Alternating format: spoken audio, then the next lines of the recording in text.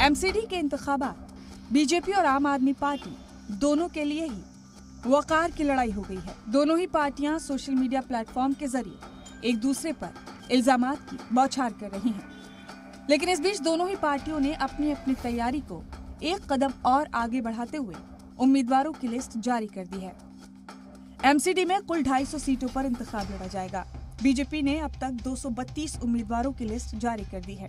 BJP की list में 9 साबिक मेयर, 52 साबिक काउंसलर्स, 3 डॉक्टर, 4 जिला सदूर शामिल हैं, जबकि दीगर 18 उम्मीदवारों की लिस्ट आज देर शाम तक जारी हो सकती है।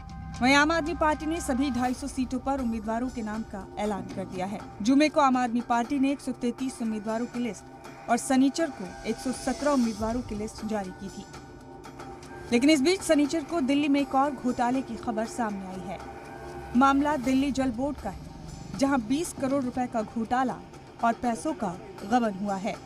ये मामला 2019 से जुड़ा हुआ है। बताया जा रहा है कि पानी के बिल के नाम पर पैसा लोगों से तो वसूला गया, लेकिन जल बोर्ड के बैंक खाते में जमा नहीं किया गया। यहाँ तक कि इल्जामात के बावजूद सार्फिन से चेक और नकदी वसूल करने वाली कंपनी का कॉन्ट्रैक्ट बढ़ा दिया गया। जराये के मुताबिक ये घोटाला दिल्ली जल बोर्ड में चल रही बड़ी बेज़ाब्तगी और मुजरिमाना साजिश की जानिब इशारा करता है।